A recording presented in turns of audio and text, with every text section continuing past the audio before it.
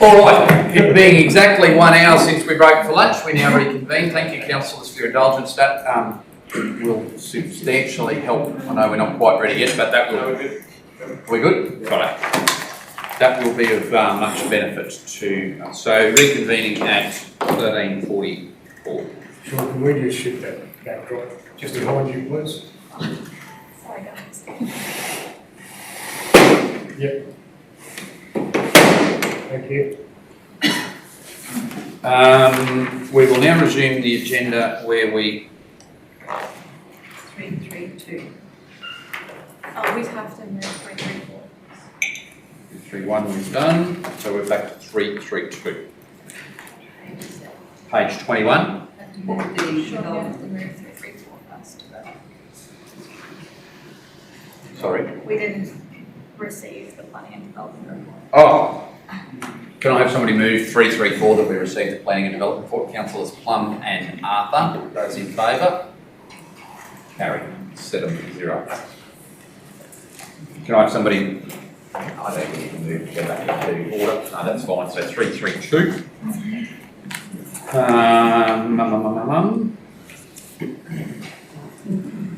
Just working through. Councillors, we had a brief discussion about this morning, although it was in committee.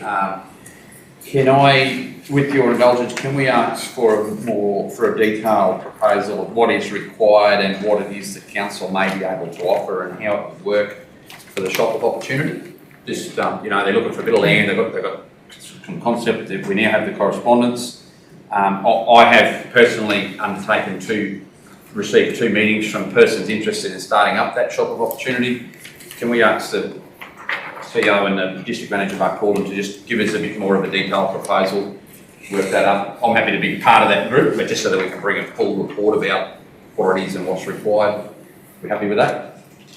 We're all aware of the concept behind the shop of opportunity. It's just second-hand goods shop effectively. Annual valuation, that will be something that will be quite interesting, given the market movements in rural land as opposed to urban land in, say, Alpha. We expect one to go off the cliff and we expect the other one to scale heights very rapidly since our last valuation. So in terms of keeping parity with the existing situation, there's probably some complex discussions to go through there as part of our budget rating process. Which we won't, we're not going to have early in the piece, we're still another 2 months away from that. We've discussed this first that Gundawindi Tate, we're all over it, acting with that, and it formed part of our situation reports to other agencies as part of our mini situation around New Year and Christmas, where we asked for assistance where other agencies such as Kpis, QAS may observe a sign that may not be in the correct state. Can they notify us straight away, helping our responsibilities? But our staff have got very good procedures in place for weighting those signs so that they remain in place. Rick, anything to add, or Brett? Rick, you dealt with that. Signage was appropriate. Everything stayed up. We didn't have any issues. Mobile black spot. Councillors, put your mind to it if you're aware of a area that you think may fit that.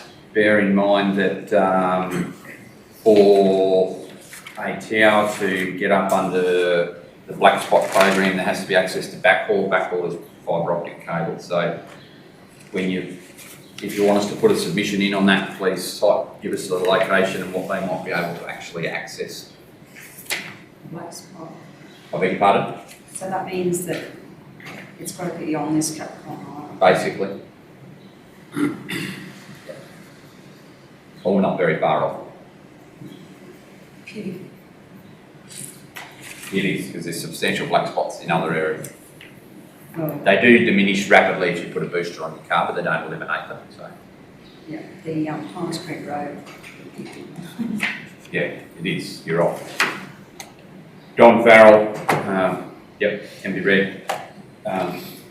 Gratefully acknowledge the thanks from the principal of Jericho State School. Office of the Lord Mayor advising us of that Summit and Mayor's Forum that he is hosting on the 8th to the 12th of September.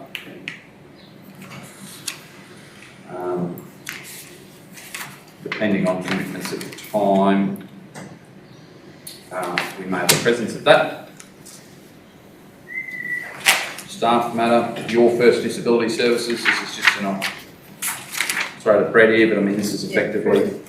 Through you, Mr. Mayor, is that are they a service provider that might be in competition with us, or can they supply us?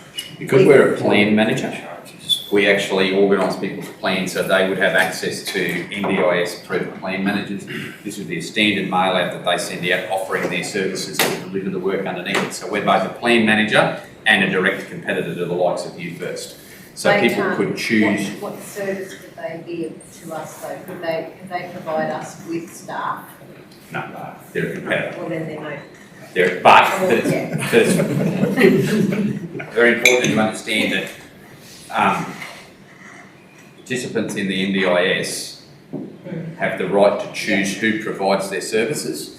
They may elect to use us to manage their plan, but a company such as this one to deliver their services. So it's kind of junk mark, but it's kind of not. It is, Mayor, that's right, it's competition because they've sent this to us, but they can send it to our clients as well. More political theme mail.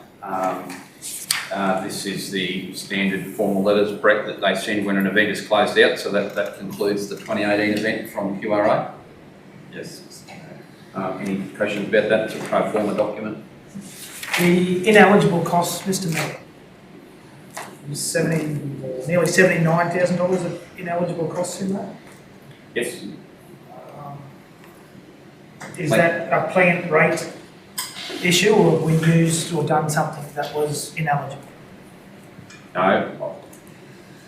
I'm not sure on the answer to that one. It's definitely due to the plan costs. I did try to find the answer last night.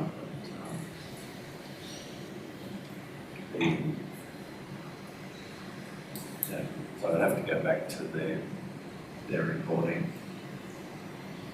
Rick, you haven't got anything further? I'll see what I find. If we find it further, we'll bring it up in the engineering report. Thank you, Mr. Mayor. That's the final of that. Any more questions about anything else in the CIB or whatever we call it now? Sorry, Mr. Mayor, just on that. That is a standard on every claim. There's always ineligible items they go through.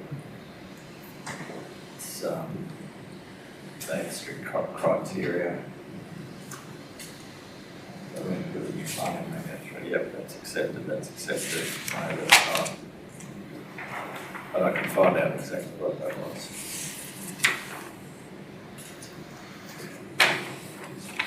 Councillor, information correspondence report, our CIC.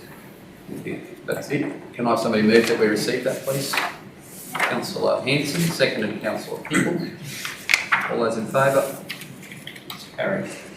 Can I have somebody please move that we receive the Community Care Services report?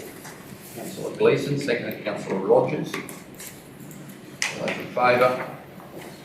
Carried. Brett? The projected annual loss continues to grow across all services, but when you look at the cumulative on page 42, we're now expected to lose $261,000, so $250,000 across all our community care services. Fully. So, Mr. Mayor, that's the fully costed loss. Yep. The hard, I suppose the net direct profit loss is a profit of 48,000 projected for the year. Then when you take out the on costs of creditors and management and depreciation, Which are all real costs. it's a real cost to the service. Cost of council, which we would incur if we weren't doing it. Well, in many cases, the costs are, if they're wages, like my wages and Jen's wages, there's a portion of that you're paying that cost anyway. But it's allocated to the time we spend on those programs. Less than paying the bills, we're paying the wages anyway, but it's still, if it was a separate entity, you'd have to pay someone to do that job. So it is a cost. Yeah, that's what I mean. Like, it doesn't matter which way around, we wouldn't be doing that. That money is costed because that's what it actually costs to deliver the service. And it's also a $48,000 profit, provided we only give back $100,000 in one of the packages, which would be on the lower end of what we've given back historically. So we're 50% out there, where we actually run at a net loss before we start applying overheads. I can only say what I said at the last meeting, councillors. It's continuing to worry me. I said to the CEO yesterday that sometime in the next couple of months, I want a cost of these full service reviews so that I can go to other levels of government and identify what we as a local government are doing to deliver state and federal government products or commercial sector products in the form of banking. And how, unlike so many other local governments, that comes at a higher cost to us, and there's no recognition for that in things like fags, for example.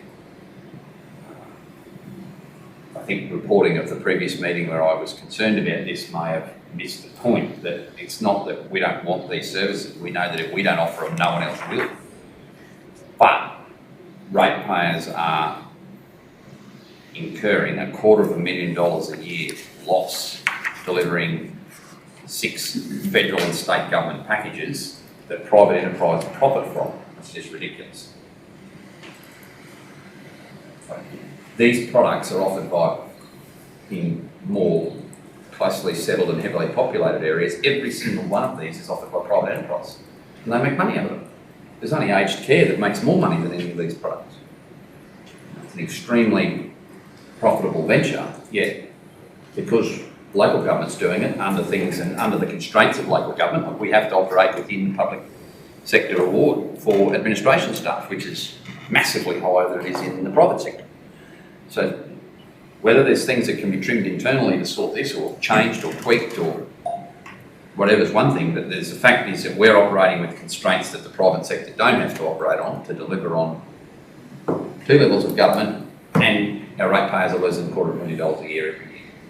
So over 10 years of delivering these services, we will wipe $2.5 million off our bank account.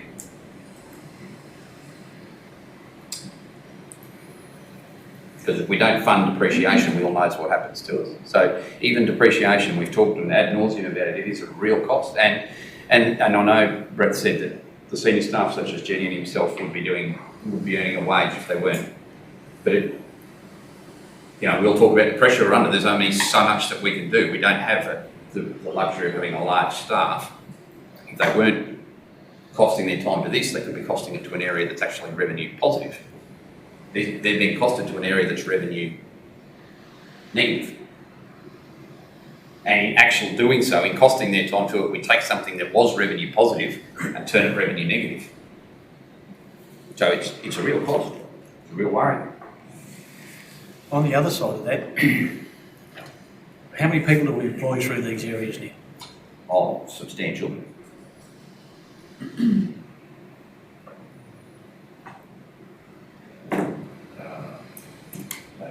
12 to 15. Yeah, I think there's positives there because of the employment we create, but I think, Mr. Mayor, you're right, we need to have, I don't know where we get it, maybe it is through some sort of supplement that we get in fags for remote councils who do this sort of work. Maybe, we've got to look at that somehow, but I think there are positives there in the job opportunities that we create too. Oh, the number one positive, without doubt, is maintaining the quality of life for our residents. That's the number one positive. That's what I said. I think the reporting of this meeting probably got it wrong. I'm not in any way suggesting that we scale it back. In fact, if we can find ways to enhance it, I'd be all for it. but government needs to recognise that we are delivering at a cost, not a loss, at a cost to our ratepayers, their projects. Yeah, no, I totally agree. Yeah, and obviously the 12 to 15 employees, and at times might be more, depending on where we're at with NDIS, all positive, totally. But, you know, as I say, when you put that with banking, we run at over $500,000 a year loss. Delivering a private sector service through banking and delivering a private sector service through aged care and disability care, all doing it all for the private sector because we don't have the material mass out here to do it, for them to come and do it. There's $500,000 a year. I just think that the governments need to recognise that that's an extra cost on local government that others don't have. They've got to recognise the gaps we've got to fill because of our remoteness and our population base. Anyway, into the specific areas. Do councillors have any questions?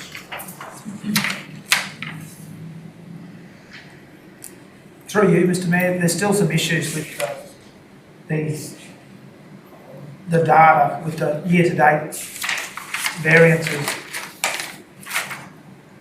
Just the home care packages, it's showing a 43% positive variation, but it's closer to 60 odd in the negative. The total income at the bottom is right, the 22%, but where we've got 43% year to date, well, there's still glitches in that system that I brought up last month. So the home care packages, year to date, say 26,000 compared to budget is 68. So that's negative compared to budget, whereas we're saying it's 43%. It's actually 61.5% under, 62% if it was rounded. So revenue year to date is 26, the budget is 68. I would say it's just a glitch in the formula in the spreadsheet. It should be the other way around. Year to date, it should be 68, and we're probably 57% lower, I would suggest.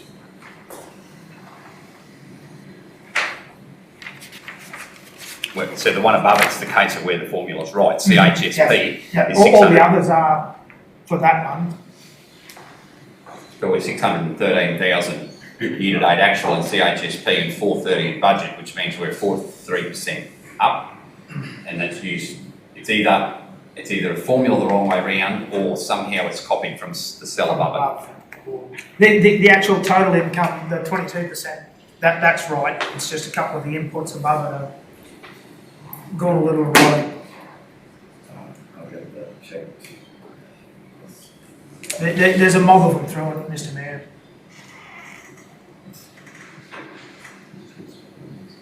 Through the different, it just looks a little, So it jumps out where it's, Yeah. it should be positive and we've got a negative. Opportune time, as one of our newest officers has just joined, for Brett to introduce a new member of the team. Some of you may have met, but new. Sarmad is our new finance officer. Welcome board. So, who haven't you met? Councillor Plum, no. Has he met? Yeah. Have you met? Oh, we did the Christmas party, yeah. Oh, yeah, so you've met everyone? No. John Gleeson.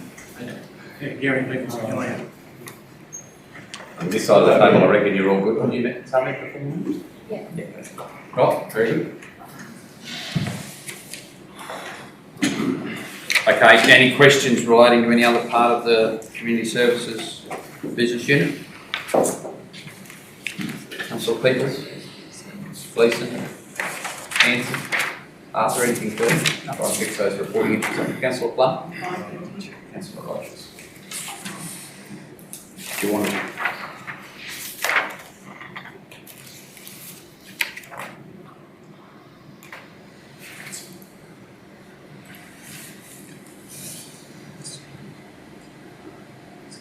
Okay.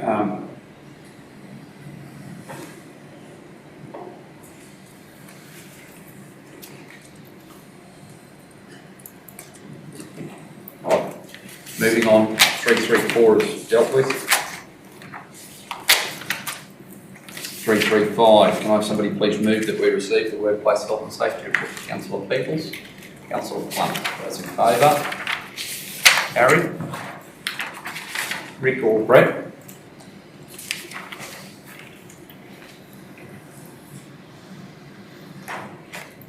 Anything to direct us to? Mr. Mayor, no, just, there was only one reported incident in December, which is good. That was only a minor incident. Which, as we said earlier, it's good that they're reported. Can I have somebody please move 336 that we received? What's I beg your pardon? let's go. What did I forget to do? Lots of people left. Oh, so councillors Rogers and Kpis, could you please give us space?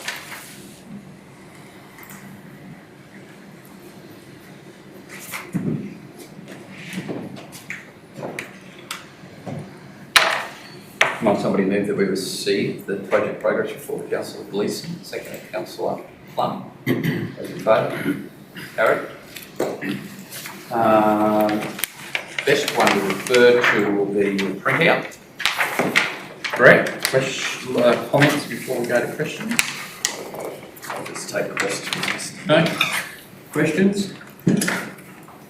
I have one. 9,000 and something.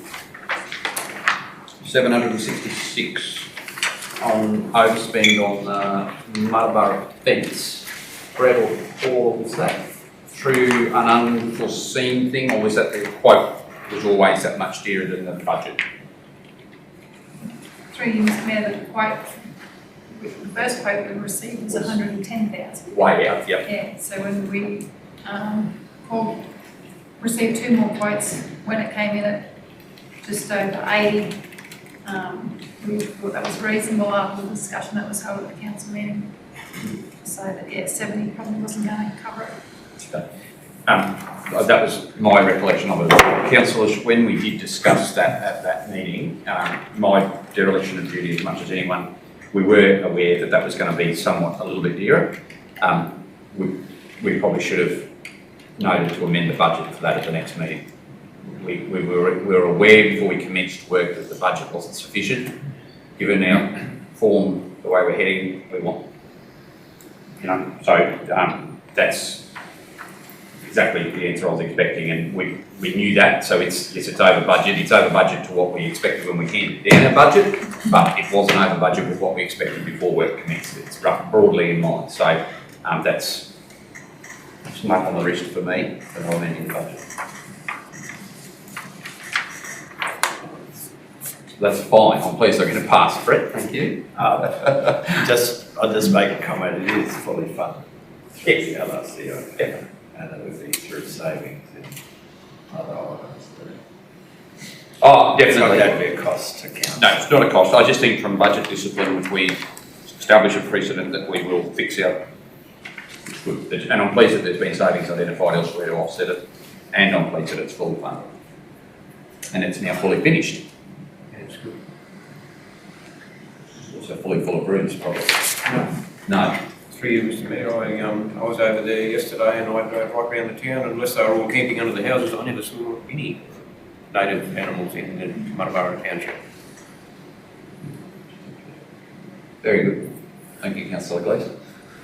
Very good to report. Project, so anything else here to ask about? Oh, just through you, Mr. Mayor, in general, the colour coding, can we just have a brief So yeah, what's the yellow reminder mean? of that with the orange and, the two oranges, red, green, yellow, I should say, as opposed to. Order, Sarman's giving you an answer. Orange is for like it's still not way out, like it's in order and So what's your So definition? orange is, 5 to 10% out of the budget. Yep. So it's, close, but it's not within budget. or 5 to 10% over. Red is more than that. I will put a Have a legend or a key. legend there for you. That would be greatly appreciated. So some of them, the orange must have just been approaching because Alpha Community Care is actually under by 739. Yeah, if it's good or if it's just in the 5% range, then it's orange. Okay. Okay, I understand. So even if it's positive, it's within 5%, so that's just flagged. Is that project complete? So as in we won't see any more costings applied to Alpha Community Care? There's still Yeah, I'll have to check it out. Yeah. Just to check what the final costings are. because I'm not sure about the telecommunications. No, we've still got to do some work on that. We've got others that have to go, so it will be. Yep. But it's pretty much the budget that was adopted earlier. Parramatta pollution block. Where's it? Oh, how did that? It's over in communities. Amenities, yep. Is that it? No, yes. Showground. Yeah. First item under showground. Thank you very much. So is that complete? No. No, sorry, the variance, I've got the variance and the actuals. What's the expected arrival of it again? Through you, Mr Mayor, completion date of the building's supposed to be this week, Okay. and on-site's supposed to start next week. That was what I got yesterday, but Right. Very good. Hopefully it's 2 weeks from next week. Questions again?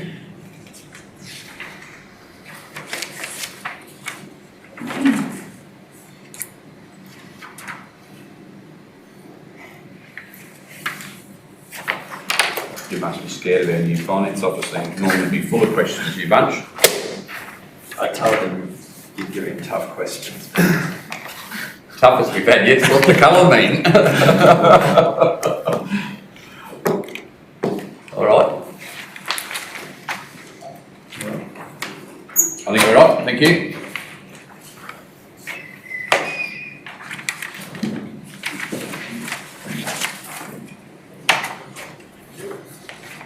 Can I have somebody please move that we receive the report regarding community consultation forum? Councillor Plum, Councillor Hanson second. Those in favour? Against? Carried. Broadly speaking, councillors, I wouldn't expect a lot of discussion out of this. I mean, this will be further drawn into some of this stuff needs to be deferred through to our budget process to check that it's on wish lists or it's going to be captured by the operational side of the budget. What we will do through the budget process is see this. So there's some things that are purely operational there, but anything that has a budget connotation, we'll condense this graph. There's a few double ups, for example. We'll condense this table down, and then might put another column next to it as a checkbox for when and what year. Remember, we have a 3-year budget process, so if we agree to it going in, we can indicate that it's been agreed to and it's in the budget for whatever. And if we don't agree with it, for whatever reason, we can also indicate that, and then that will be, so we might, perhaps during the budget process, one of the officers might be delegated to keep track of that so that they can then provide the feedback, use it. Otherwise, we'll have to then sit down at another point and go through it. So if we keep that document, what's relevant to the budget in it. The thing I'm impressed about it is that we've got it. For a start, it's captured clearly on an individual basis by community that provided it, and Mr Mayor, could this go out to the communities, please? yeah, well, it already has. It went out Monday night. Oh. If you want it to go out, It's on the public agenda, so the communities can, anyone can see it on the website and see it. But what I'd like to do is collate it into a group of common themes and collate it into a table of needs and wants for each community. I was thinking of going in the Gazette, that's all. yeah, Yeah, definitely we can do that. I think But that's it's the collated summarised. version. Yeah. I just feel that people are asking about it. People are asking what's happened with the comments. Through you, Mr. Mayor, with the boxes that are ticked with feedback, has that already been, have they already had their feedback? Or that's to get feedback? But the ones that are for the budget, just say we decide that some of those things are not suitable to go ahead with, will we get, or even the ones that we put in the budget, are we going to give feedback back that this has been budgeted, this, Or it hasn't, this and this is hasn't? why. Yeah, Definitely will be. because, That's what I was referring to before when I said to Brett, if we have an officer delegated to keep track of the community stuff as we go through the budget, when we do adopt the budget, we'll be able to go straight back, and maybe it's not for me to advise, but maybe the 3 district managers each look after their own so that they can then coordinate the response back to their respective communities about, or individuals, about what it is that we've funded and what it is that we haven't. In many cases, we don't know who the individual was. so May it need to not know be their name, agreed. we raise it, so to be to the community. Yeah. Excuse me, Mr. Mayor. Councillor Gleeson. We don't want to go, we're going to be here all day going through it all. I just want to ask one little question. There was a rural road tour around Stardowns Road, doesn't have landholder support. How is we supposed to look at the road if we can't drive through it? No, it's for a tourism venture. So it's a self-drive tour. Thank you. Matt. Thank you, I reckon there must have been something to it. Thank you. And that, you can go there and drive there anytime you like. Len's love to see you on. And that's been raised at previous forums. So you've got the tourism group in Alpha has the self-drive tours, the tourists. Landholders are concerned that they're going to get a caravan stuck on the road and get into trouble. When that particular issue was raised at the table that Rick and I was sitting at, I explained that probably the first step in doing that sort of stuff is to get the landholders on side, and that might be that you conduct guided tours so that there's somebody there that's got the means of communication and they're not going to stray into an area where they shouldn't. And then as you build that up, then there might be options for something else. Ultimately, the landholders can't control it, but they can be. It's way better to have them on board than it would be fighting a tourism venture. I remember very clearly having a long conversation about that. Thank you. Okay.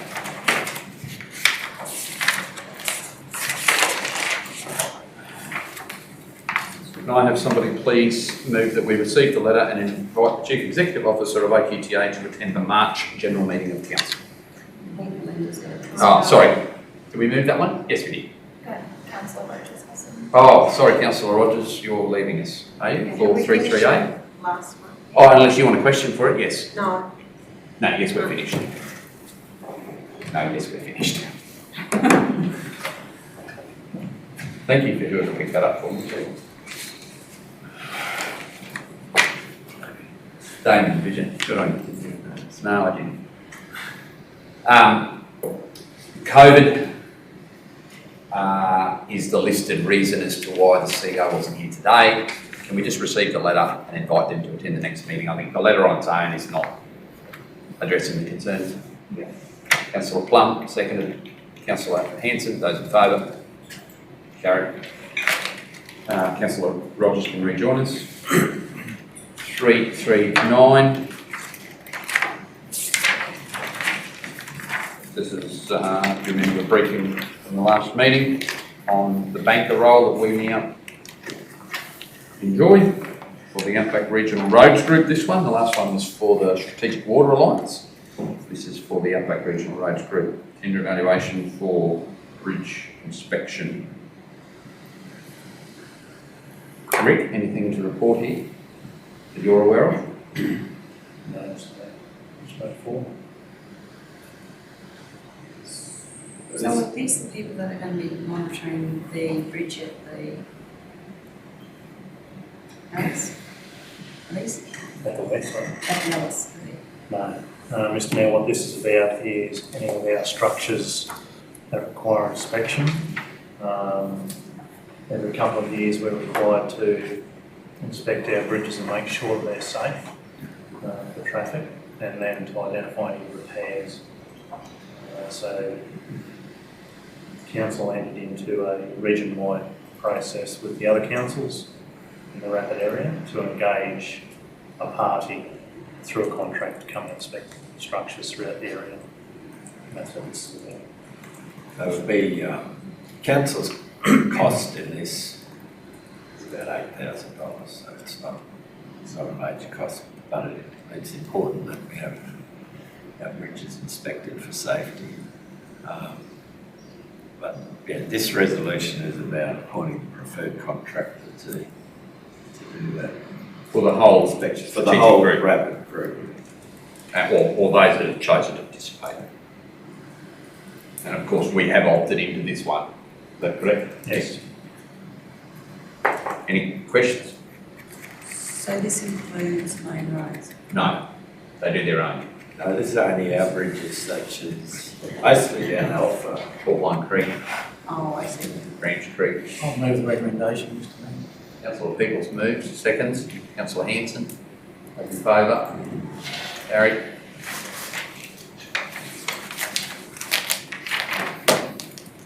Community Services Standard Water and Sewerage. Mr Mayor, this is under the Water Supply Safety and Reliability Act.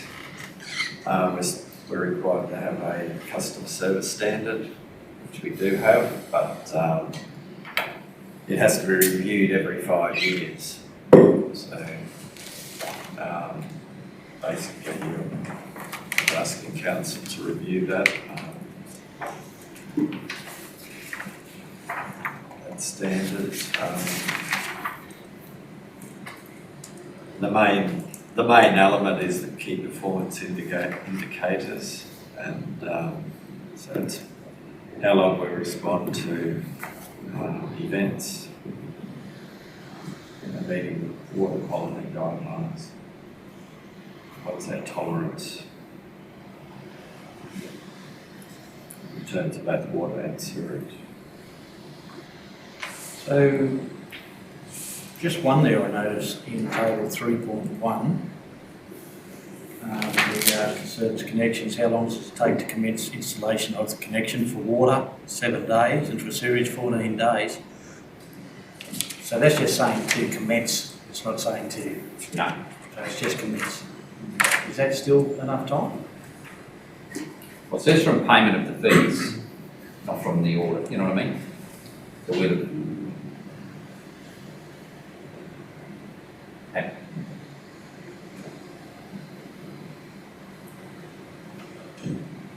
I just don't think you should be putting too high a burden on yourself with some of these timeframes, because there'll be occasions there where you struggle to meet them. Is that our current position? Is there a mandated position? Through you, Mr Mayor, most of these standards are mandated. Okay. There's obviously some latitude in what Councillor Peoples is saying of when to start. So yeah, there's a lot of difference between when start and completion, isn't there? Yeah. If you start something, you can send the plumber out to dig a hole where you're going to put the meter and then not come back. Yeah, okay.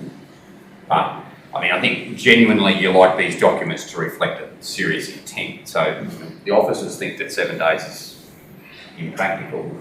Should we extend that now? I would imagine you wouldn't actually start until you were ready to finish, would you, putting the water connection on? I mean, In general, Mr Mayor, this is said about where you're connecting to an established block residence. There's other issues where, you know, for instance, you're supplying to where there's down no water. Heathwood or wherever, where you've got to design and then construct a reasonable distance of water main, which is a different kettle of fish. Once it's there, the connecting to the actual building is the 7 days. I think, yeah, what Rick's saying is, if someone wants a water connection, the main's going past, you have to put the water meter on. It's, Through you, Oh, Mr. mate, Mayor, sure. you just put something where services already exist.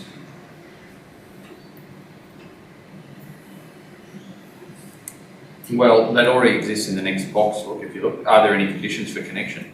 Service will be only connected in areas that are adequately serviced by a water and or sewage main and within declared areas to be such. So you're probably protected there from the element that Rick's concerned raising, like if there is no water or sewage main, well, you're not really probably bound by that. But that conditionalises the issues raised above it. So where, for example, we've approved water connection out to the fringe camp, it's outside the water area. So this would apply to that. Those, we've got a whole new main in there. Okay. So councillors, are you comfortable with 7 days? Officers, do you want more time if you're allowed? Or are you comfortable? Paula? I think, yeah, it's mandated, I'm pretty sure. So, Right. yeah. Well, the risk of amending a document now that we then can't mandate, we're thank you for raising it, councillor, but I think we're comfortable with it as it is. Okay. Councillor Arthur? I also had a question, Mr Mayor, about the KPIs. Are we reasonably comfortable or meeting those easily at present? Do you know? So do we have less than 10 total sewerage overflows per 100 kilometres per year? Mr Mayor, that's reported through our swim report.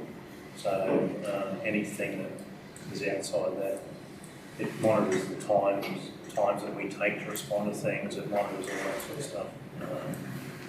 Because we have got a huge, this has been raised statewide, we've got a huge length of network compared to other places. So we have, I think it's taken into account the calculation, so we have one break that can skew it quite a bit compared to, say, Brisbane City Council, who's got thousands and thousands of miles of.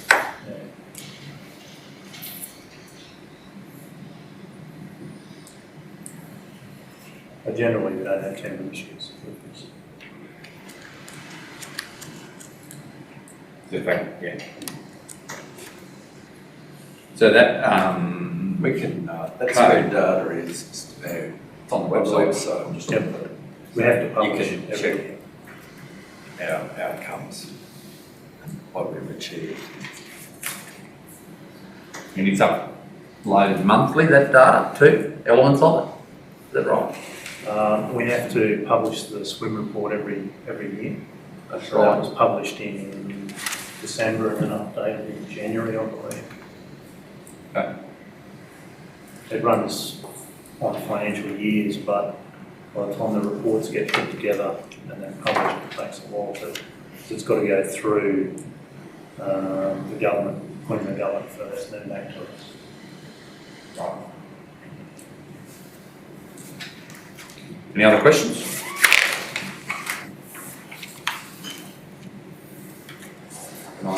There's not, I'll be prepared to move that we adopt that customer service standard for water supply and sewage.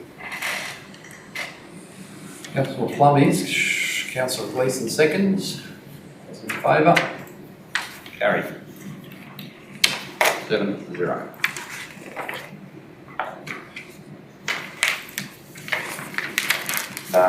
For noting, we move that we receive the rapid communiques, please. Councillor Peoples, seconded. Councillor Plum, in favour? Carried.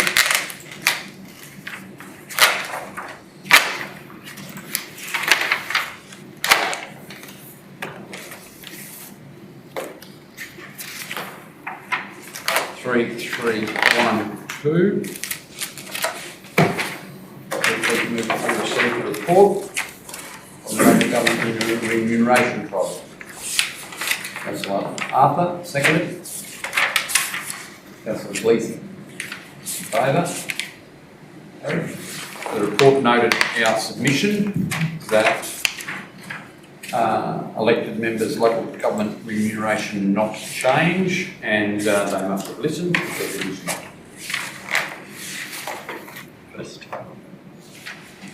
First on is that commission put together, but they haven't looked at it.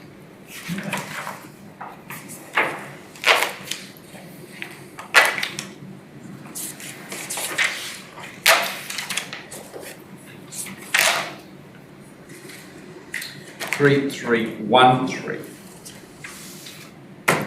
The water allocations. So this was regarding the expressions of interest that's been released by when we communicated with the state out of the Great Artesian Basin. A letter attached outlines what's available for anyone and all and sundry. Which is good. Council's doesn't have to partake in that. We're always able to apply for an increase in our town allocations. We're not bound by this process to do that. Councillor Peoples has outlined previously a case for increasing the town allocation in Aramac specifically, but to look at what demand could be there for Alpha to do the same. Muttaburra and Jericho didn't escape his attention, but they're well under their existing allocation. So at this point, but what's proposed from the officers here is that we now know the process. They spelt out very clearly that should we request an allocation for Bark Calden, we would need to substantiate that that's not to offset for water offtake for the recreation park. Very easy to make that case. It would seek an increase in the allocation if the town was to increase through substantial economic development. If we add 250 full-time job equivalents to this community, we're going to need more water. Exactly the same reason that Aramac has. The threshold hasn't lifted. So what's proposed here is that we develop a water use and allocation strategy, which we can then use to supplement our request. So, water use is at whatever level for the purposes of town currently in Aramac. Population is this, it's whatever. And then apply to use that as part of our strategy to seek an increase in the town allocations. Specifically at this stage, you would identify Aramac and Alpha as the first two that would be likely to find the need to request that. Anyone have any opposition? Councillor Peoples, are you moving that? I'll move that. Seconded. Councillor Hanson. Those in favour? Carried.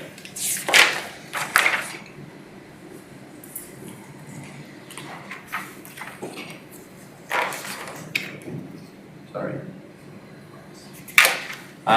Queensland Parliament Mutual Access Agreement. Council elects to opt in. I don't know if you've read all of that. Elects to opt in and participate in the terms of that access agreement between LGAQ and the Queensland Parliament.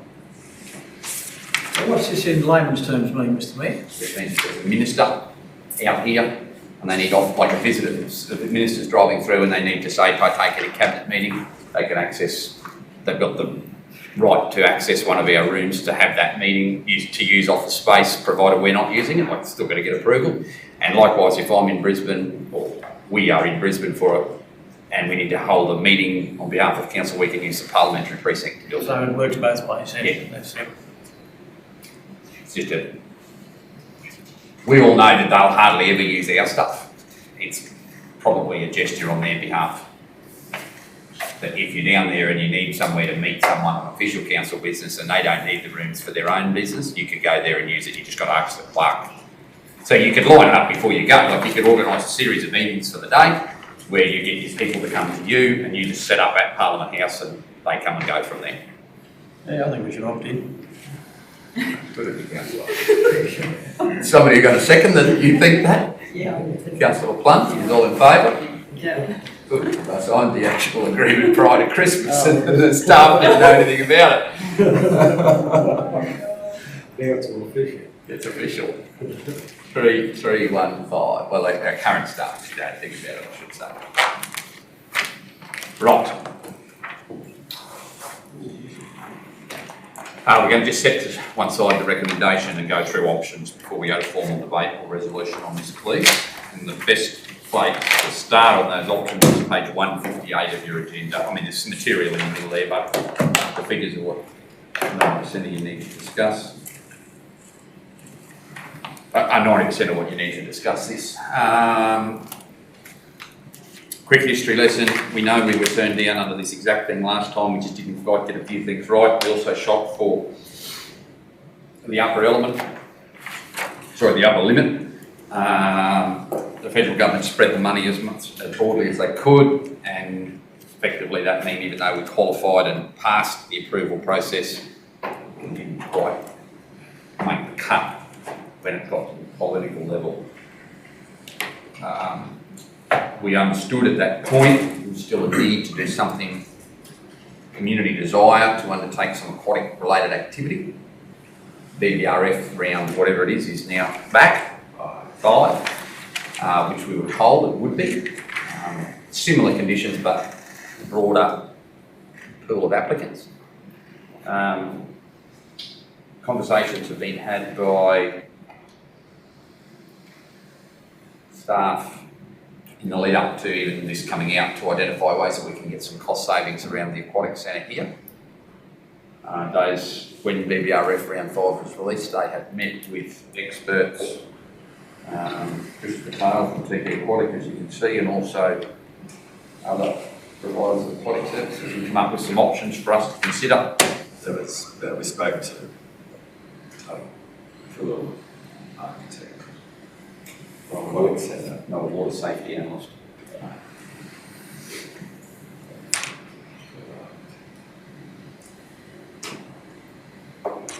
So the decision we need to make is, do we want to, it won't affect this year's budget. It's not budgeted for, but it doesn't affect this year's budget. Do we want to apply for funding from the BBRF? If we do, are we prepared to apply for that funding for upgrades in terms of some sort of aquatic activity at the park or the swimming pool? If we do, what do we want that to look like? If we do, how much are we going to put into it? These are 5 decisions you need to make. The amount that you put into it will be budgeted in next year's budget. Correct. You're committing next year's budget to it.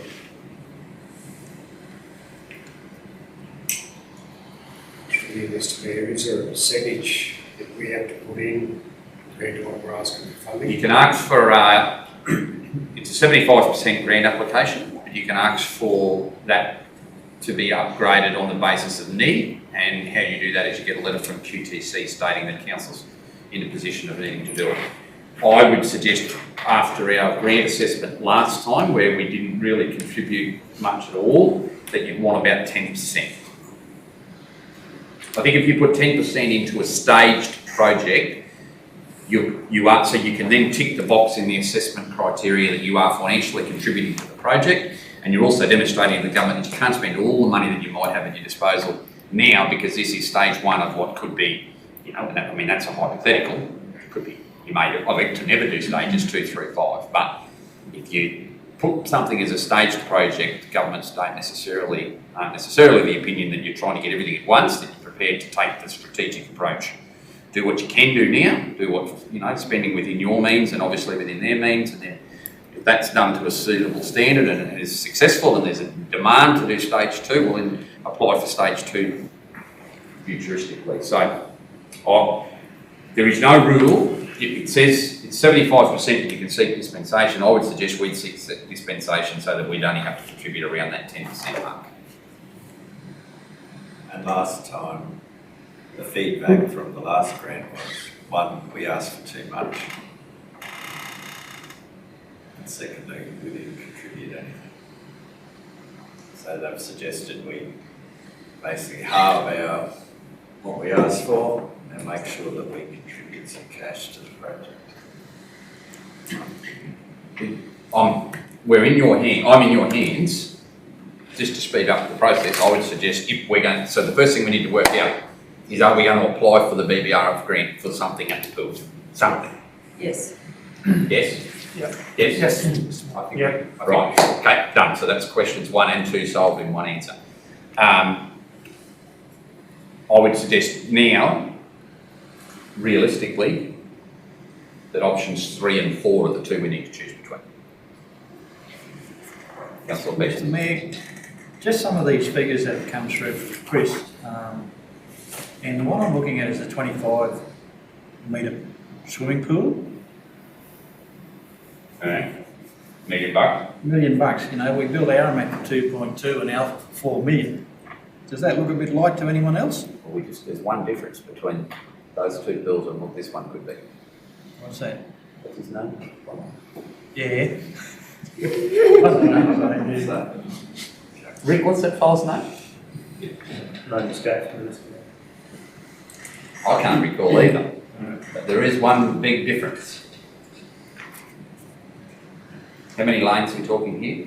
5 with a handicap ramp too, I think I saw. Is that right? And that also includes, no, sorry. There's, Mr Mayor, also different soil conditions. Yeah. Yeah, Alpha is totally different because it was built on piers. So was ours, but 96, so was ours ended up being PS2, Rick, yep. because you're on black soil. Here, one You're year. on a sandy loam, so there is a big difference.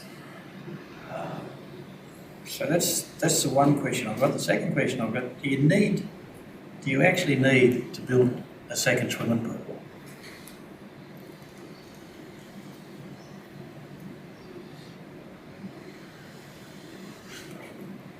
Well, from a learn to swim point of view and a hydrotherapy, a smaller enclosed pool offers substantial benefits over a larger exterior pool. And so if you look at the option of just saying, well, we'll just have a smaller pool indoors, like 25 metre or whatever, the community sentiment when we consulted on this last time is that from a swimming club and a school point of view, if we lose our 50 metre pool here, we lose the right to host Central West, North West swimming championships and trials. No, I'm not looking at the 50 metre pool. It stays forever and a day as far as I'm concerned, but you need another 6-lane 25 metre pool beside it. You know, we all learn in the pools that we've got in our town, one pool, Alpha, Aramak, wherever we come from. We're building a 6-lane 25 metre pool to learn to swim. And hydrotherapy, you know, the NDIS, But probably my point is, Sean, you can do that in a 50 metre pool too.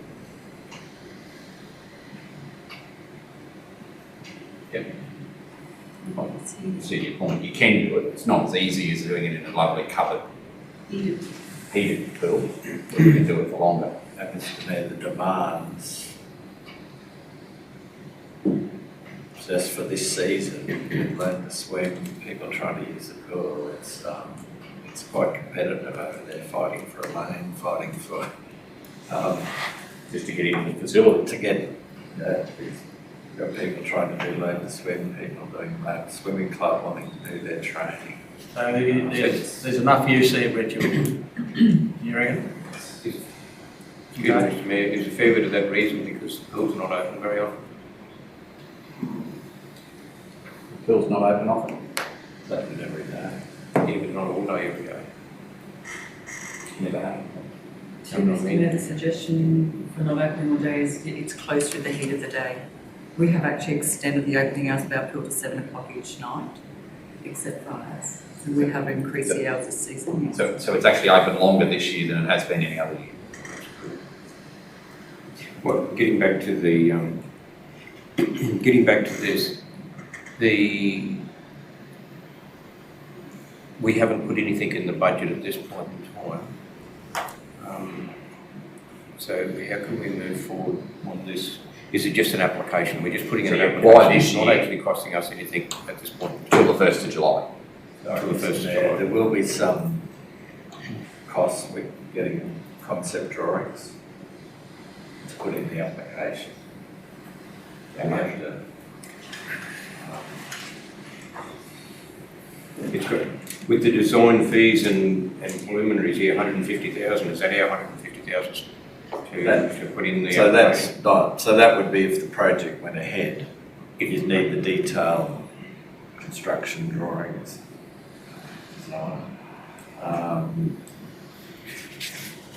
In previous projects, we spent about 40,000 on, say, if it was a Globe or the previous pool one, to get the design drawings to a standard that we can put an application in. So that, yeah, that's my question is, yes, we haven't got anything in the budget. I'm in favour of doing something, but yeah, there is another 50,000 straight away to put in an There is a application. cost. Straight up. Yes. And the grants close on when? 5th of March. So we're going to do it. We've got 6 weeks. Through you, Mr. Mayor. This we've got here, 7.7 million, that is for the whole concept, like for everything. Including the refurbishment of the 50-metre pool. Yeah, like that's for all of these things, Mm-hmm. except for that's not this one. It's not both of them, both the water parks, it's just one. Oh, Is it one or both? no, it's all. It's the aquatic play unit with tipping bucket and features. But there's the water slide option as well. That The was second just an component. option. Yeah, so say the whole project is like some sort of water play area, the 25-metre pool, covered pool, heated, the filtration and the refurbishment of the old pool. Like, is that one The project? 7,700,000 does include both options. It includes Oh, the it aquatic play includes unit both. and the slides. So that's 1.25 and 950. So they're both, the 7,700,000 is everything. Complete, yes. Everything that's in your book. Then if you drop, the only difference between 1 and 2 options are you drop the refurb. Then option 3 is you drop the refurb and the slides. And then option 4 is you drop the refurb, the slides, and reduce some of your play features. So, Mr. Mayor, do we have $40,000 or $50,000 in the budget to get the designs done?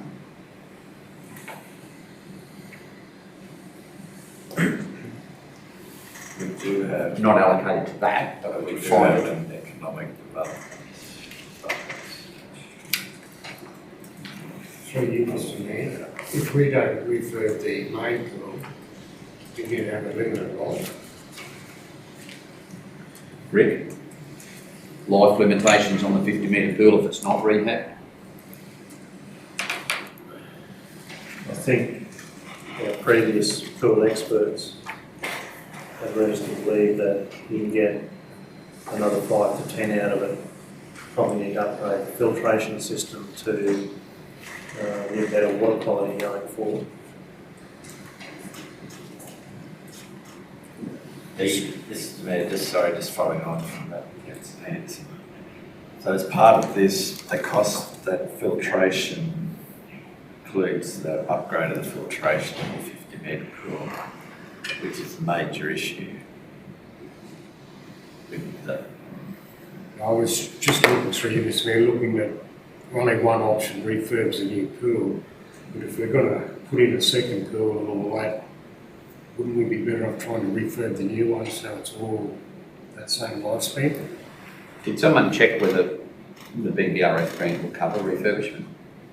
So BBRF is about, so Building Better Regions Fund is about economic development. So you have to show that what you're constructing is going to create jobs.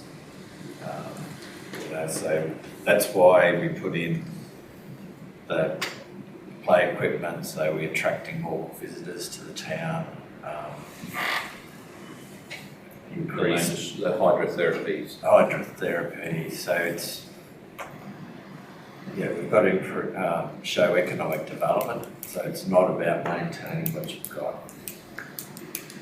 Through you, Mr. Mayor, so say option one, the entire centre at once, well, are we able to choose that option but do it in stages?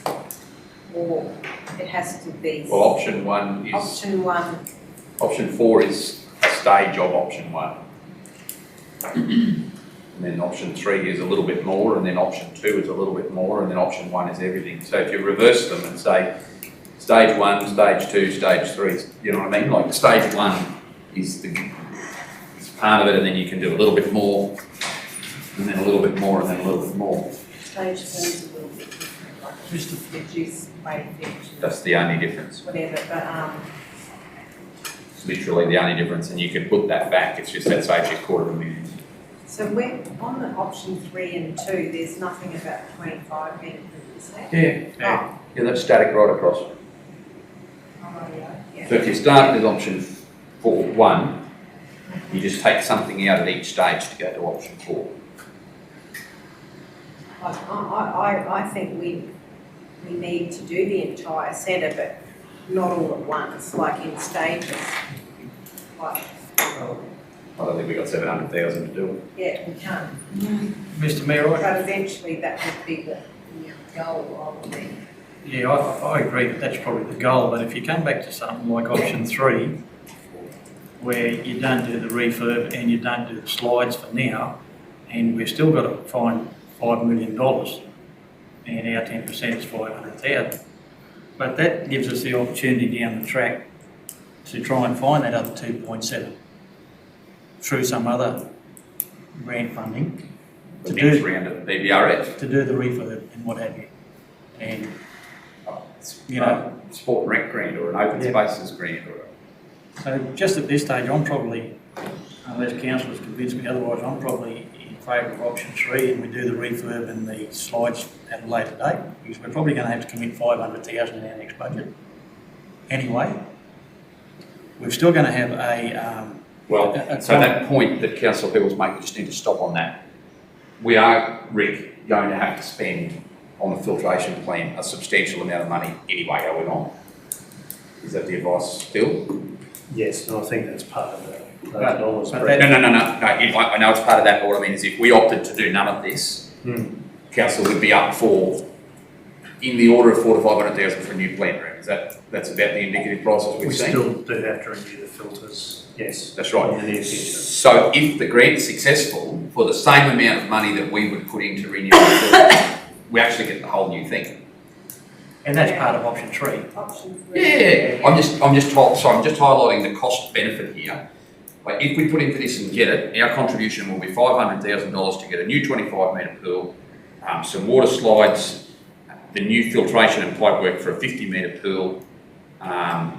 Whereas if we don't bother putting in for it, or we don't get it, we're still probably up for the exact same amount of money in the next budget to improve the filtration of the pool. We're still up for that $500,000.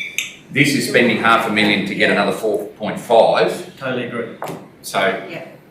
And just looking to the future, that we commit 500,000 out of our money now in the next budget, but if a grant comes up in the next year, we could use that grant to pay for that 500,000, so it may cost us Work for nothing. Queensland or something like Yeah, that. that's right, so. bear in mind, you as councillors have already allocated next year's work to Queensland. I'm talking about the year after. We're here for another 3 years. And you're going to find it. So, Mr Mayor, just going back to that, I don't think we want to, you know, I think the play features are going to be a real draw card, so I don't think we reduce them, so they're staying the same in option 3. 1.25, yep. Yep. So, but the slide and Because that's- refurb we do later on. Yeah, because 1.25 or 1.1, that costs us at 10%, 25 grand for an extra $250,000 to get the right stuff. So, Option 3 was my preferred position. Councillor Gleeson, you got a question? If we went for option 3, and then it was graded to us, we don't really have to do everything that's on option 3, do we? Yes, Or you have to? because you've told them in the grant application that's what you're going to do. And the green application fee is not going to change, then we go option 1, 2, 3, 5. Well, you probably won't get 1, 2's probably pushing it, but 3 and 4 are thereabouts. Yeah. My first thoughts were option 4, but there's only $300,000 difference. Which is 30,000 of our money difference, really. But, Like if you're working on 10%, there's $300,000 difference, which is $30,000 difference. Councillor Hanson. I'm inclined to agree with Gary, option 3, we're going to do the play area. Councillor Arthur. Sorry, I'm trying to look at this. It's just nothing what I thought. There appears to be a lot of money in pools, and aquatic play activities. Option 3 for me, Mr. Mayor. So, I mean, but not with taking first statement, are you comfortable with supporting this initiative? Yes, yes. Okay. That's what plan. Option 3, I think. We'll go with that. Yeah, I'm happy with option 3. Like I believe we should get everything done, but yeah, in stages. The thing about option 3 too, it's not just about travellers or visitors getting to use or attracting travellers. Like the play centre and these things, it just makes it better for people who live here. The people who are living here will have access to services which might mean the difference between them staying here and leaving, or it might attract someone to the area. So I think it's important that we put those facilities in. Can we please add for the X's, total estimated cost of $5,005,000? Sorry, no. Yeah. 5,005,000. Yep. Oh, sorry to be precise. It's actually like 5,005,000. Oh, sorry, I thought you meant for the next one. No. And a council contribution of 455,000. With the final concept designs and costings to be approved at the Feb area meeting. Can I just ask officers, when we do these designs in this, can we just have a simple master document in there that clearly outlines that this is stage 1, 2 and 3, what they'll look like, and councillors, would we be in agreement that stage 2 could be the refurb of the pool and stage 3 could be the, stage 2 could be the, whatever, the waters, what do we drop there? The slides and the platform, and then stage... And the refurbishment. And then stage 3 would be the refurbishment. Why I ask that is it might change the design if they know there's a 5 metre high platform. They have to design knowing that that's coming. And secondly, the document gets submitted with the grant application that clearly demonstrates to the government that we've got a master plan here that's in 3 stages and we're seeking funding for stage 1.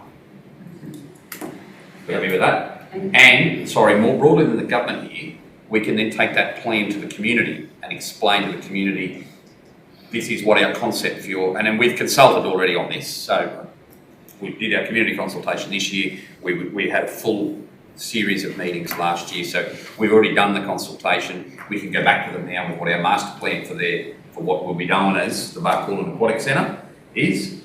And they now see, well, okay, here's a dedicated strategy. Happy with that? Yes. I was just working off your maths, so you're more than welcome to question mine. Well, 10% of 5, not 555. No. The 10% is on added 10. No, I haven't. For a total cost here is the contingencies in it, so I'm only just using the exact maths that's in the schedule. 4,555,000 plus 10% is 5,005,000, isn't it? Yep, 10% of 5 million It's 5. Yeah, correct. Sorry. So, should we put something in there to say that that's budgeted? So that'll be 505,000. Yes, sorry. It's not budgeted, but we can't say anything about the budget because we haven't hit it. We haven't handed the budget for next year yet. And also, should we put in there about the cost of the design, so people, and that needs to be done on SAP to do the application. So there's still money used / allocated in the economic development budget. We took the purchase of that block from another bucket, purchase of houses bucket. So within the 180, I think there's still 150 left unspent. So you can put that in the resolution if you want, but the money is allocated for economic development, and the purpose of this grant is economic development, so to be using costing money from that would be within them. I just think the community might, it's information for the community to see that what it's costing. We don't know what it'll cost to do those drawings. We're estimating. What do you estimate? Well, they can,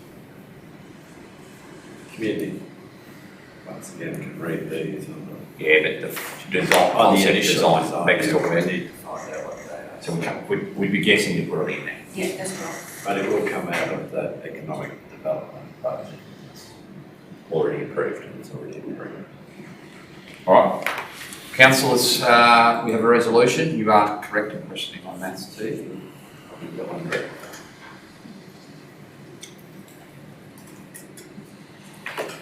So the good news in that is, if we don't use that contingency, we'll only have to contribute 455,000. That's the good news. I don't know what the project is. Me either. Certainly not around here. Right. Those, someone prepared to move that, please. Councillor Plum, seconded Councillor Pitt. Those in favour, 7-0. All right, so financial report. Slightly different presentation in the first couple of pages, councillors.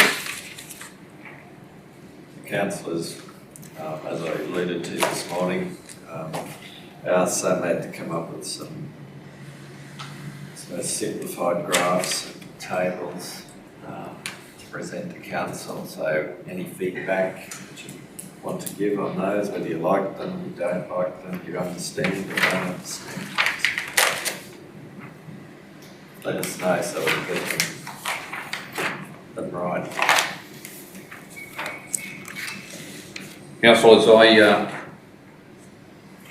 yesterday asked Brett just a couple of questions and he's done a bit of work on, and I don't know if you brought it with him, but you'll note that the maintenance work expenditure, section 2, page 162, the expended year to date town streets is 443 and our budget is 600, so we're 70, like our annual budget is 600, so we've halfway through the year reached 75%, but on interrogation of that figure, a large percentage of that is Muddaborough town streets. Yep, it's me. So there's Muddaborough town streets, $240,000 of that, 443. So we just have to interrogate that further. We know some of that is the repairs that have been done to the damage, but There's some job costing issues. we need to investigate that further. When you consider, say, Aramac Town Street to 63,000, Barcaldine 65,000, Muddaborough 240,000. And through me, Mr Mayor, the opposite is nearly applicable for the rural roads. Is that a effective flood damage saving or moving of the work, I should say? Yes, and I also made the observation yesterday, Rick, would it be fair that in most years after Christmas we would spend more than we would before because of the wet season? Like our spend would never be even on rural roads, even in a non-flood damage year, would that be right? That's true. After Christmas, it's more. Yeah, because we save work until we've got the water to do it. So after Christmas, the second half of the year, we do more overall road maintenance than we do the first half. For two reasons, Mr Mayor. One is that generally we've got water, and that's certainly the case down Alpha End where you need water. So you wait for a bit of a wet season to go and do it. The other thing is we tend to hold our maintenance until around Easter time to dress it up before the tourists hit. So you do your expenditure on rural roads in the back end. I also asked for some information to be provided around rates outstanding, which would need some time to provide, although we're reaching for it, we've got it already. So current rates outstanding is 377,000, so they're not in arrears. I just note with concern though the difference between rates that are in arrears 2 years as opposed to 1 year. There's a substantial jump there. Obviously, councillors, we can't get into the individual businesses, persons, properties, whatever that are affected here, but if there was something structural that jumps out at us there, like at officers there, that they could advise us in if there's a major problem there, then we may have to look at that. Doesn't appear to be, Mr Mayor. It's just, either people they've been paying it off, they pay the oldest rates first, but there seems to be a substantial number of ratepayers that are 1 year. So they're not 2 years overdue, but they are 1 year overdue. So I don't know if that's to do with COVID or how to work, I don't know, but there is just looking at the list, it's quite you can see there's 40 ratepayers. A 1 year overdue, but not 2 years. So if a ratepayer has a notice that's for the same rate card that's now 3, 2 and 1 years overdue, do they only appear in one of the three areas? Or does their rates outstanding for each year appear in each cohort? You add all those. So yeah, there's 34 assessments that are 3 years out of date, 56 that are 2 years and 95 that are 1. If somebody hasn't paid their rates for 3 years, is the same assessment in each box? So say Surbiton hasn't paid its rates, am I in the 34 count, the 56 count and the 95 count? In the number of assessments, yes. And the value? And the But value? not the value. The values are done every year. So the values are cumulative. So all my 3 years of outstanding rates are in year 1. So if I'm 3 years out, though. Number 18's gone up 5 times. So he's just 5 years, that's 18. So where's the value of him? He's been counted every year. The only thing is the 5 year ones are not real, which I'll get to them in a minute, because we sell them up after 3.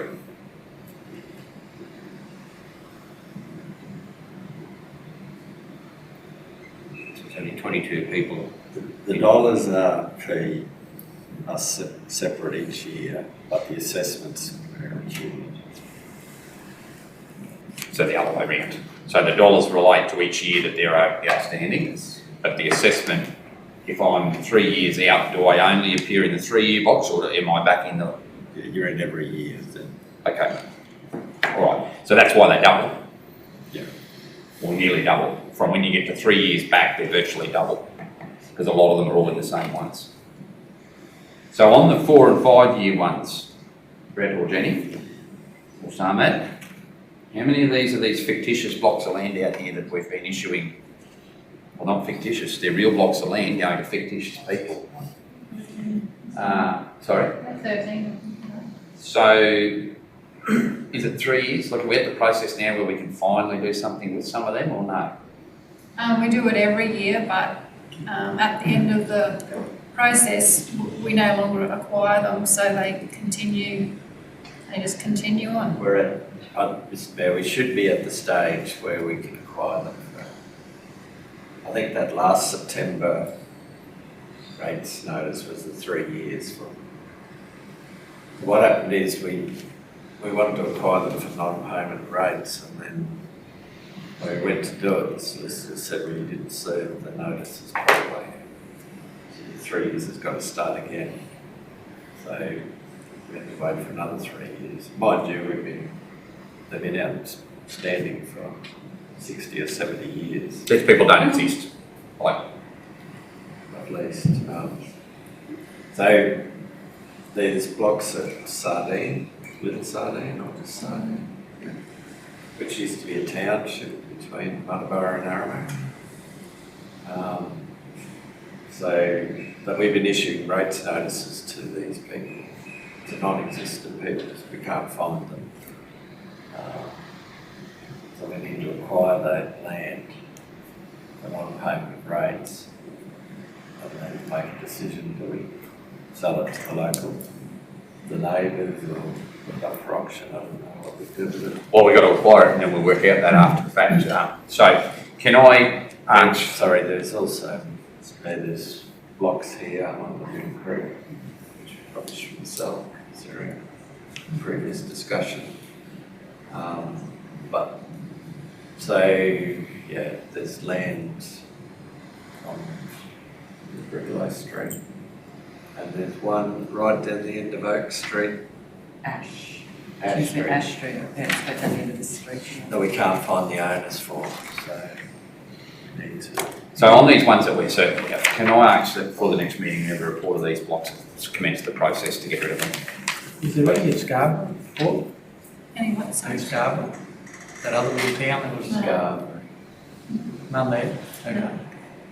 Right, so if we can tidy that up, and if officers could just have a look out of session for us, just to be completely assured that there's nothing that we need to be of concern in those, I mean, any outstanding rate is of concern. If there was I just look at that, I'm aware the numbers line up, so there's similar size assessments that are outstanding between 1 and 2 years, but it is a significant value. So, Mr Mayor, if you look at the 5 years and 5 years plus, there's 3 ratepayers that aren't these long outstanding issues. I can see. That we will have to. And one of those we've tried to sell, but we haven't been able to. Yeah, no, I know you're doing that, but just on these little ones, let's wipe that out. And then if there's any problem with those that are 12 months out, councillors will receive a confidential report if it is the case at the next meeting, so that we can address that or undertake strategies to address it. So, Matt, have you got anything else that you'd like to point out? Well, yeah, we're trying to modify this a bit, all the rates, right, summary, and like you know more about what is outstanding and where it is, especially the properties. With the help of this other report we have, it would make more sense. So I'll just clarify, the actual total outstanding is 500. Well, yesterday it was 512,000. So that total arrears outstanding balances. It's actually only the current. It is because people pay in advance. So you have a large number of ratepayers who pay the rates in advance, so it comes off the balance. So you've got negative balances. So you need to take all them out. So the actual people who haven't paid is about 512,000. So can we adjust that so that that figure? Yeah, we'll fix that up for next. Okay, thank you. So that technically is our total net arrears. Yeah. What's there? We just want the gross. And above that rate summary, we've someone's put in the flood damage, how much is in advance, so we keep a track of that as well. Because there's always the question of how much is the cash is in advance because of the flood damage. So as you can see there, we've received $15.6 million in advance payments. We spent 9.5, 6 million still in advance. We've still 31 million to do. You know what I mean? Like, that's the problem when you burn up the cash that you've got advanced, then you've got to spend the money before you get it back. That's where the cash pinch point that Brett refers to, the tipping point, hits us when we've spent all of our advance earnings. That figure directly relates to page 160, so where it's split up the investment accounts between our general account and our flood damage. The balance in advance is equal to our current flood damage balance.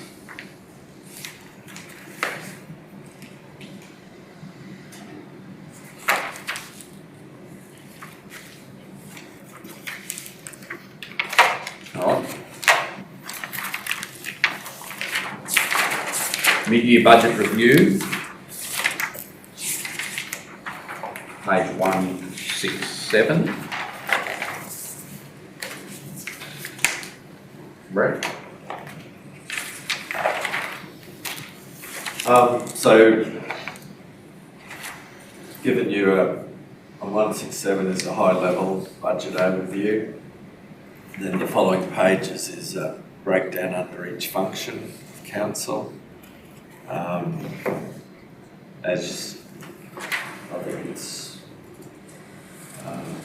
now, I think it's probably as good as you can get in terms of budget compliance. You know, if you look at expenditure, governance is under, economy's under, infrastructure's under, environment's under, community's under. So we're under expenditure under all functions, just under. It's pretty close. And then revenues thrown a bit out because of this flood damage in advance. So, as you can see, and then the FAG grant, and there's a number of main roads claims outstanding.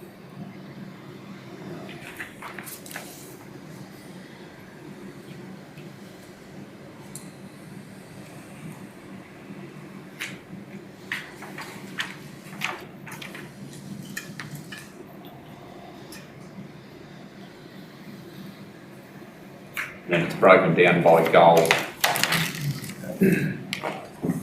Just pull us up, councillors, as you go through it. Is there anything in any particular goal that you want to question? So yeah, your green is your actual and the purple is the budget. Each item.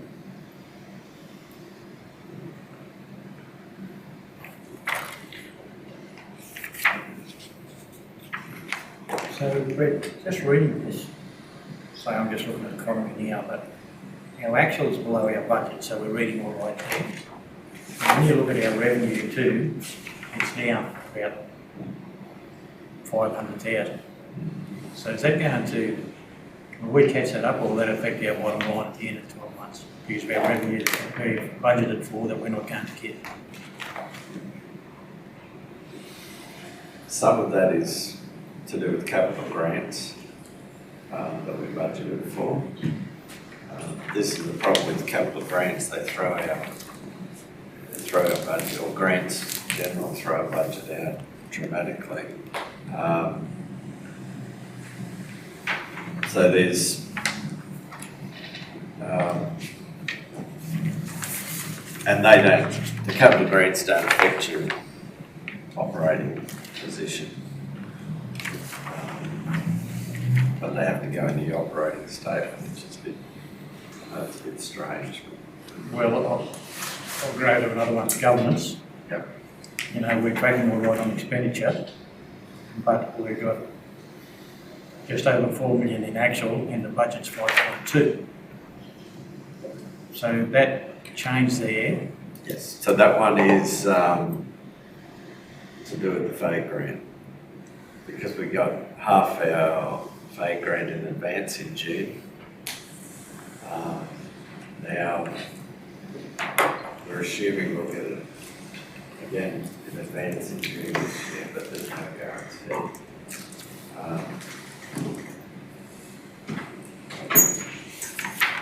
Is that the finance column? Like road, sorry. Yeah.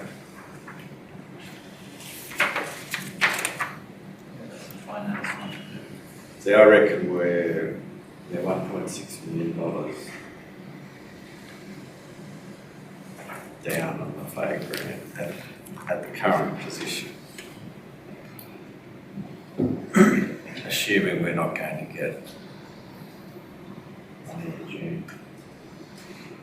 Well, probably where I'm going is that we're tracking the one on the expenditure side, that we're showing little pluses there, but on the revenue side, Is the problem. we're losing money, so is that going to decrease our cash at the bank at the end of the year?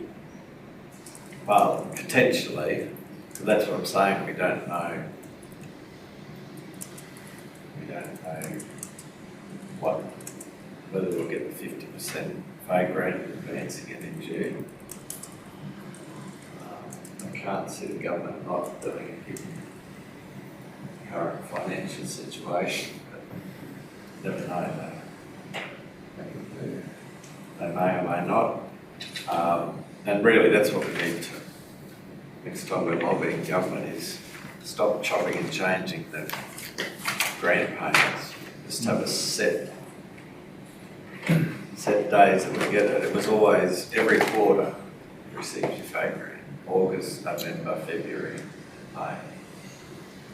Standard across the board. Then they stopped and they started moving it around. It makes it very hard to budget. And then of course you've got your flood damage in advance, which is way more than what we budgeted. Now we've had more flooding. We're likely to get another 30% maybe in May or June, depending on what level of flood. I don't know if we've got estimates for it yet. There could be another bucket of money come in. And then in terms of projects, then whether we meet our milestones with all our, the Globe, the Outback pollution blocks, so they all get paid on milestones, so we've got to achieve our milestones to receive that money.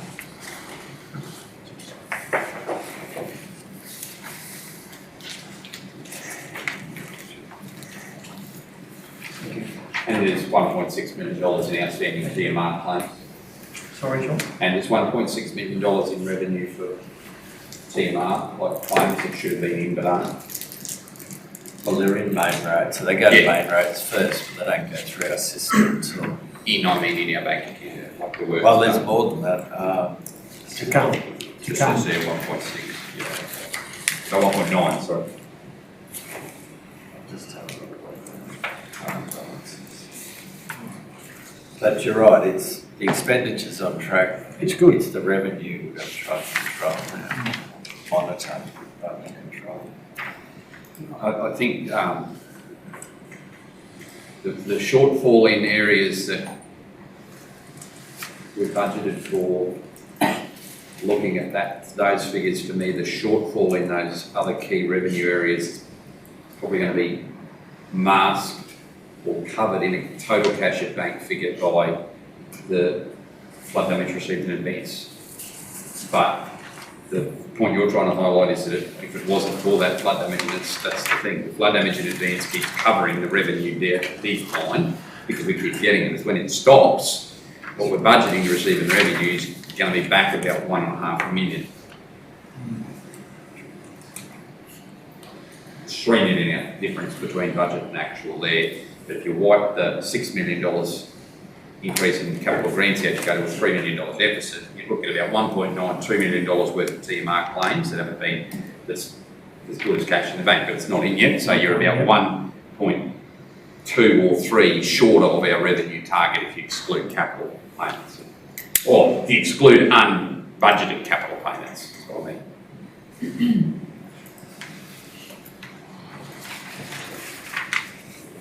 And with regards to the format, I like it. Yes, I will.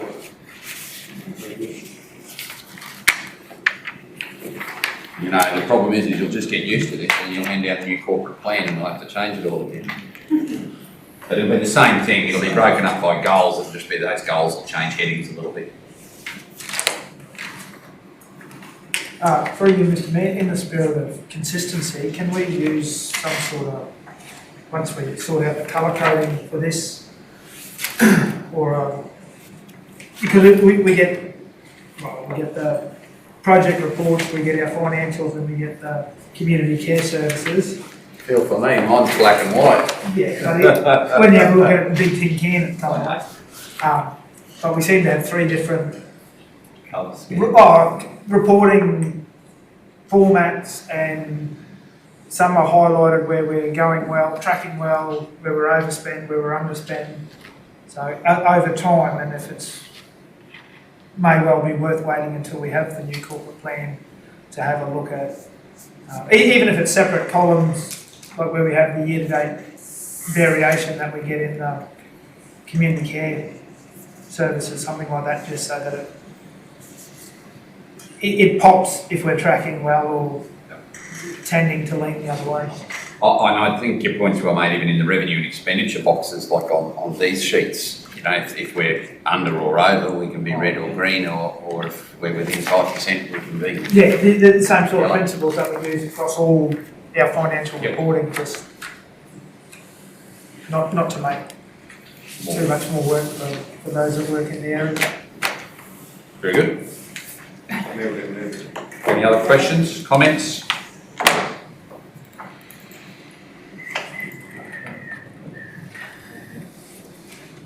Thank you, Simon. Thank you. Thank you so much. 351. We better receive it, eh? No, sorry, can I have somebody move that we receive it? Councillor Plum, seconded Councillor Ian. Those in favour? Carried. Mr Mayor, I'll get leave the room for a second, please. Yep. Excuse me.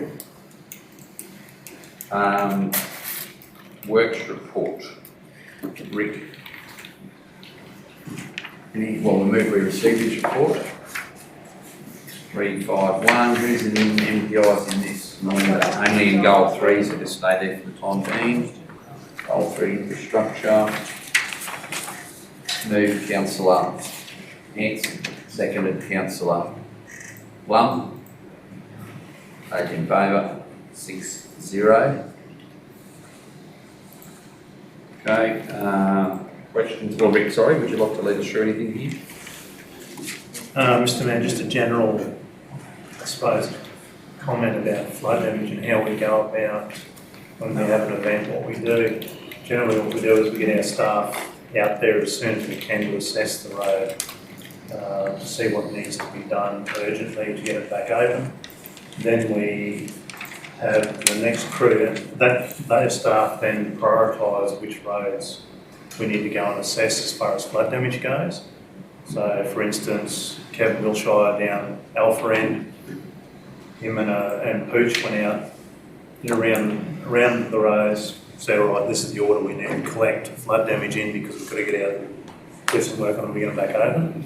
So, once the initial assessment's done, we send a team out to collect the data that we need to make our flood damage claims and to get our money in the door for flood damage. Once that's done, then the crews are dispatched to actually go and get those roads back open. So at the moment we would have probably 8 or 9 crews going on our roads to try and get them back open. Very good. Any questions? Linda, do you want to just jump outside while we do goal 3? Don't move far from the door.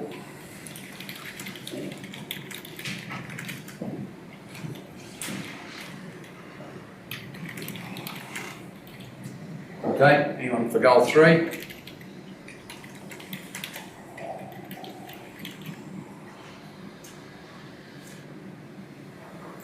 Unbelievable, 1,168 kilometres of road, Rick.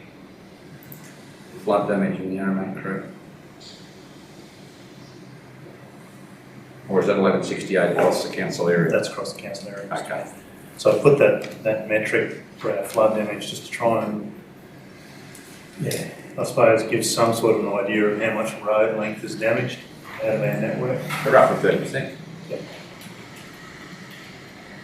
It just gives a bit more of an idea compared to a dollar figure. The 21 event, that'll be about, what, 3 months? Till we get a handle on the figures? Given that the January 20 event was approved in November, so that's 10 months to get everything through and get a dollar value. Oh, I guess obviously it's just a rough estimate. Assessment. Maybe Yeah, May, June. Mr Mayor, it's getting more complicated with multiple events. So we've got an 18 event that's just wrapped up, we've got a 19 event, a January 20 event, and now a December, January event this time. So they all overlay each other, so it'll take a little bit more time to work out what's 19, what's 20, what's 21, just overlay all of those. So it will take a bit extra time. Right, any other questions on goal 3? There being none, Brett, could you grab Melinda? Or, sorry, Angela, sorry. I'm getting increasingly lonely here. Rick, I don't know about you.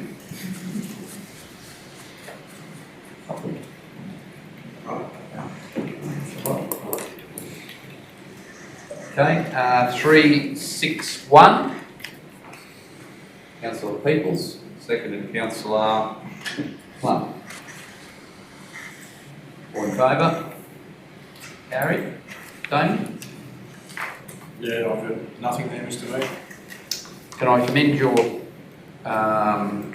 I'll say this once, I'll say it at the same time, commend all of our crews. Pretty hard over the Christmas break with very skeleton crews to keep everything looking tidy, you know, on top of not only maintaining road openings. Jenny's not here, but I'm sure Brett will pass it on. Just thank you. Like, obviously it's probably not as tidy as it'll be in 2 or 3 weeks, but broadly speaking, the communities will look, you know, ship shape. And there was a big event in Alpha a couple of weeks ago, or sorry, last weekend, and yeah, the town looked extremely good. And, not last weekend, sorry, the weekend before. So I'll pass that on, Mr Mayor, to the relevant staff. yeah, the crews went out of their way. They were mowing lawns and whatever. So mowing sporting ovals, I mean. So yeah, thank you. Any questions for Damien?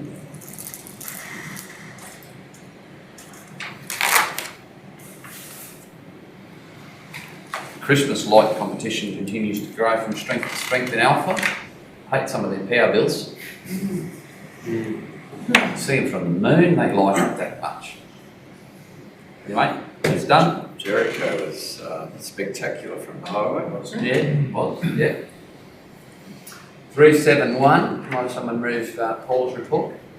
Councillor Hanson, second Councillor Rogers. Those in favour? Carried, 7-0. Paul? No, nothing really there, Mr Mayor.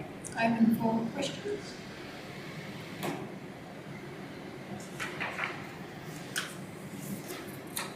Councillors?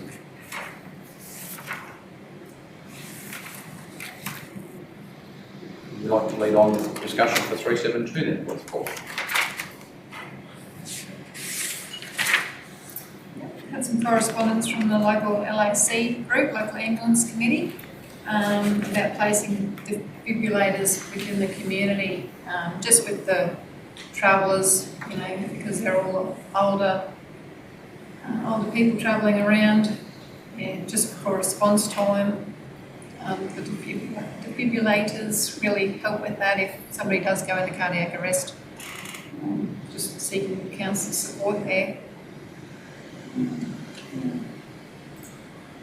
Council, what they want to do with that one. Council, the recommendation is that we consider it as part of our budget process. Probably if we're considering it for Aramac, we'll probably consider it as a, what its impact is across, you know, do we undertake a program of doing this or do we not, I guess, or do we seek a party, a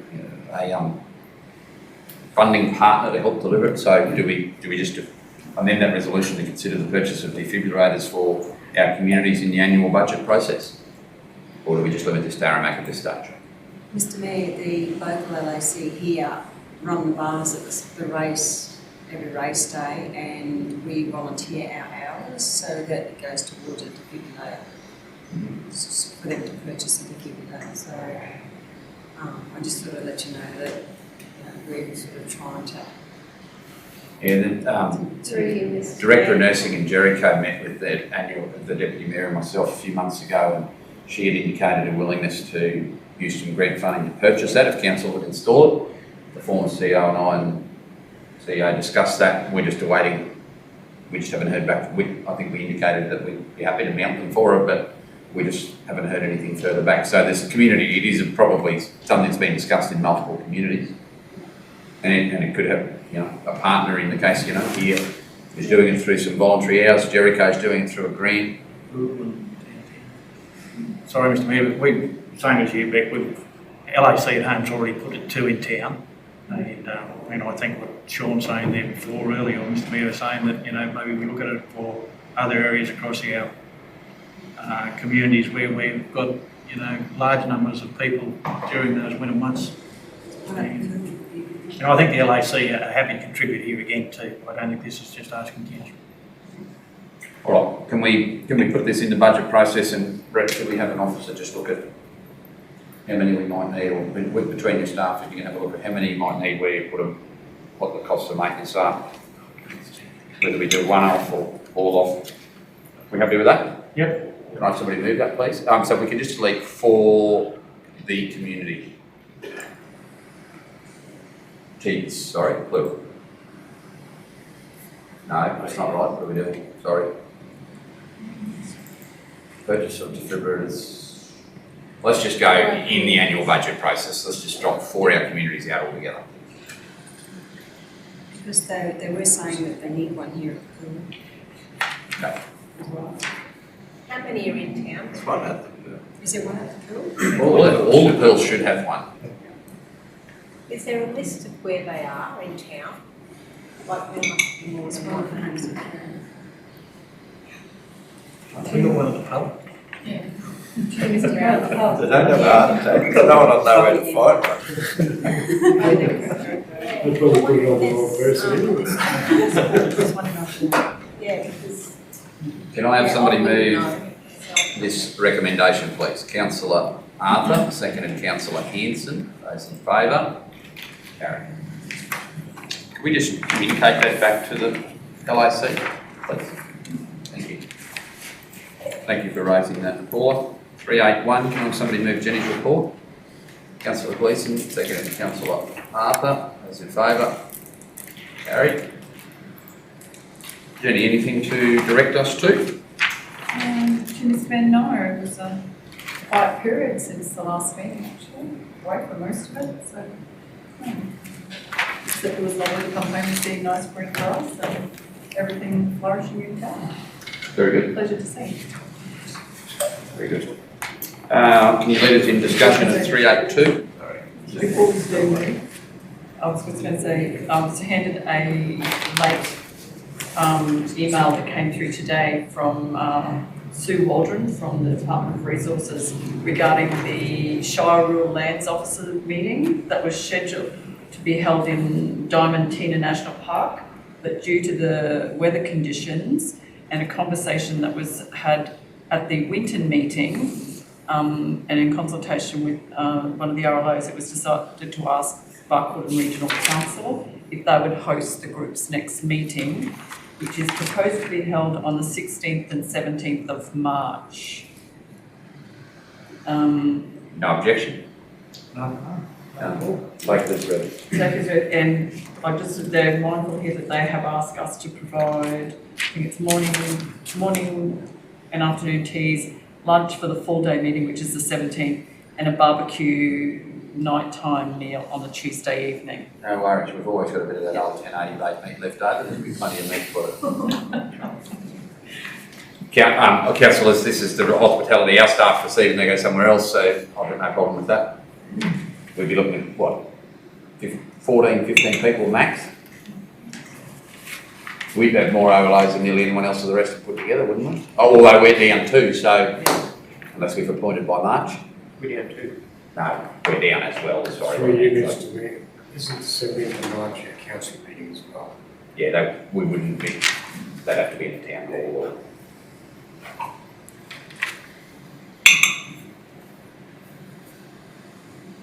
Okay, Mr. Mayor, I will contact Sue. Do you need a resolution on that? I'm more than happy just to move the officer's recommendation, but councillors, would you like some more information or questions for Jenny? Well, I don't know, is this 485 actually covered? Is that, Yeah. like, that's not a very, like, The amount of visits they you could double that. I didn't think about that extra report. so it is 485, that's the total charge? That all. Well, I don't know how they do it so cheap. I will move that. And anybody else wants to second it can go right ahead. Thank you, Councillor Gleeson. Anyone want to speak against it? All in favour? Could double as far as I'm concerned. Against? Carry. Can I have somebody move Angela's report? 391. Councillor Arthur, seconded Councillor Gleeson. Those in favour? Harry, questions? Through you, Mr. Mayor, this will be a monthly report. Yeah, okay. At some point, we're going to have to try and see if we can coerce the community engagement coordinator to come and sit at the table. But the camera has her somewhat frightened, so the report is what we're getting for the time being. So just to repeat for our plans, we do have to firm up, this is just a draft outline for the Australia Day celebrations. I'm doing Alpha, thing on Saturday. Anyone else planning on heading down? Doesn't matter anyway. Then Monday evening is Aramac. Angela is attempting to secure accommodation for the ambassadors in Aramac. At this stage then I will overnight in Aramac with the ambassadors, or in Aramac. After that event, Councillor Peoples and Rogers will be chairing the formal proceedings at the Bowls Club. Then on The show pavilion. Pavilion, is it? Sorry, it's the Bowls Club. And it's been moved to me. Okay, so it was originally at the Bowls Club. Yeah. Then on Tuesday morning, we will travel to Marlborough, where Councillor Gleeson and Hanson will chair the proceedings, if they're available. So some of us will be overnight there. The Deputy Mayor and or a council car will be available for people to drive to Marlborough. And then in the afternoon, we will return to Barcaldine, or we will return to Barcaldine in time for the afternoon, where Councillors Plum and Arthur will chair the formal part of the proceedings. Okay.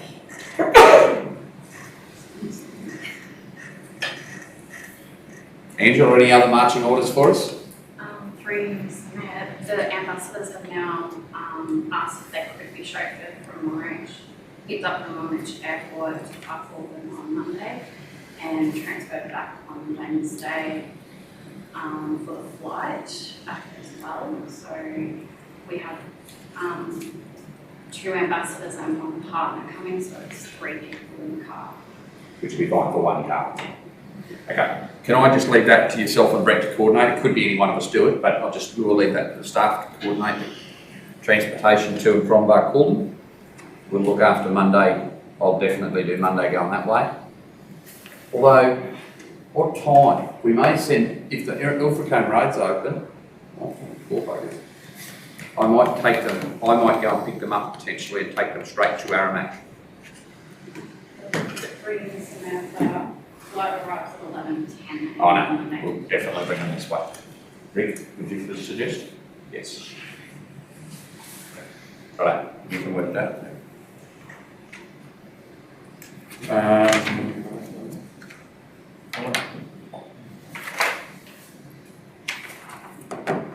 Thank you very much for your coordination, Angela, of the meeting with Regional Economic Solutions. It was very good. And for organising our special guests this morning to open our meeting. and for the Christmas messaging that you ensured went out on our social media platforms. Thank you very much. Any further questions? There being none, the meeting closed at 3:44.